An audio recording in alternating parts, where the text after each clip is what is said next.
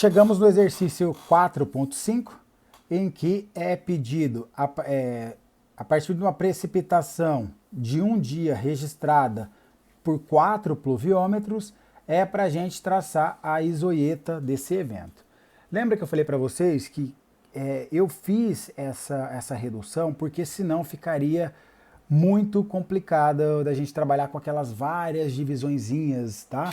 Então, para facilitar um pouquinho, eu estou trabalhando com a precipitação de 8, 7, 9 e 6 milímetros em cada uma das estações. Então, beleza. Qual que é o argumento da gente trabalhar aqui? Como que é a metodologia?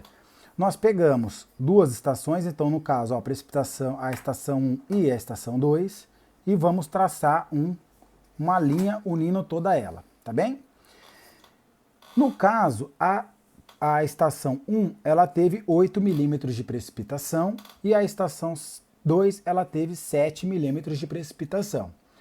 Ou seja, se eu posso trabalhar com intermediário, por exemplo, fazer 8, 7,5 e 7, mas geralmente nós trabalhamos com valores inteiros. Em valores inteiros de precipitação, eu não tenho um valor intermediário entre a estação 1 e a estação 2, beleza? Mesma coisa eu fiz da estação 2 para a estação 3. Eu liguei as duas, beleza? E vi que na estação 2 a precipitação é 7 e na estação 3 a precipitação foi 9. Então eu tenho um inteiro entre eles. Então nesse caso eu vou dividir esse trecho em duas metades.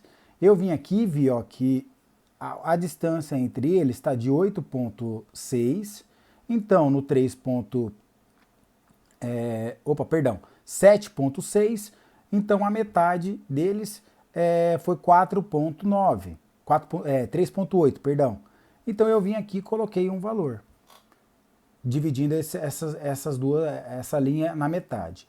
E aí eu tenho que aqui esse valor representa a precipitação de 8 milímetros. Então eu tenho um valor intermediário a ele. Mesma coisa eu fiz aqui na estação entre a 3 e a 4, beleza? Tracei uma linha entre elas, medi e cheguei que ele tem 9,6 centímetros. Só que acontece, de 9 para 6, eu tenho dois valores intermediários, eu tenho 8 e tenho 7. Então, nesse caso, eu tive que pegar o comprimento de 9,6 e dividir por 3 intervalos de segmento para que eu tivesse dois valores intermediários de precipitação. Então, peguei o 9,6, dividi por 3, deu 3,2. Então, 3,2 e 6,4. Em 3,2 eu tive a precipitação 8 e tive a precipitação 7. Tá bem? Por fim, eu uni as duas últimas aqui, ó, a estação 1 com a estação 4. E na estação 4 eu tive a precipitação 6, e na estação 1 eu tive a precipitação 8. Então, 6, eu vou ter também um intermediário aqui no meio, que vai ser a precipitação 7 e a precipitação 8. Tranquilo? Feito isso, agora eu tenho que unir os valores de precipitação que são comuns entre eles. Então, ó, eu tenho aqui, começando do lado direito, para facilitar, ó, eu tenho na estação 3, 9 de precipitação, e tenho um 8 intermediário entre a 3 e a 2, e tenho um 8 intermediário entre a 3 e a 4. Então eu vou ter que fazer uma ligação entre elas, ó. Beleza? E eu faço essa ligaçãozinha abauladinha porque geralmente é essa a configuração de isoietas.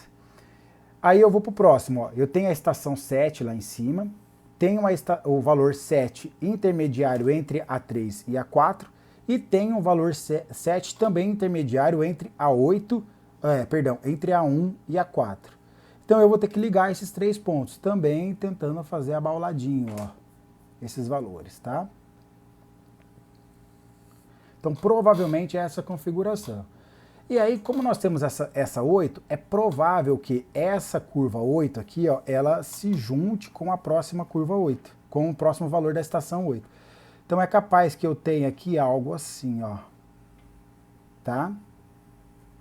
Mas esse pedaço aqui, ó, eu não recomendo traçar, até porque nós não sabemos de fato o que aconteceu. Mas essa curva, sim, é possível dela ser traçada, seguindo mais ou menos o alinhamento aqui da curva 7, tá?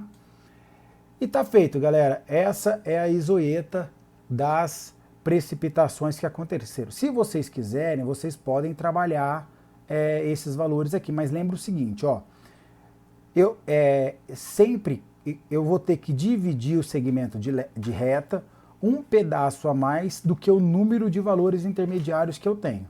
Aqui eu tenho 7 e 9, então eu tenho um intermediário, eu tive que separar em 2. Aqui eu tive 2 intermediários, então eu tive que separar em 3 segmentos de reta. Se eu tivesse 10 valores intermediários, eu teria que dividir em 11 segmentos de reta. Tranquilo? Se vocês quiserem fazer com os valores cheios, vocês verão que vai ficar um monte de linhas aqui intermediárias a ela. E ficaria até mais fácil de dar uma estimada nessas outras curvas aqui para cima. Em software GIS, tá? De Sistema de Informação Geográfica, geralmente eles não fazem essa interpolação além da área de estudo, tá? Eu posso dar dois critérios. Ou ele extrapola só dentro da área de estudo, ou ele extrapola na visão que eu estou tendo. Então, por exemplo, se lá no meu software eu estou com essa tela aqui, ó, ele vai extrapolar essas curvas até a minha tela, tá? E aí vai aparecer uma linhazinha aqui, provavelmente, que seria a linhazinha 7, tá? Ou a linhazinha 9, por exemplo, que vai alinhar a linha 9 aqui com o ponto 9 aqui do outro lado. Mas quando a gente vai extrapolando muito além do que a gente tem de dados, geralmente os erros que a gente acaba embarcando são significativamente altos. Então, geralmente não compensa. Mas, de novo, fez essa inferição, avalia se ela é adequada ou não. Beleza?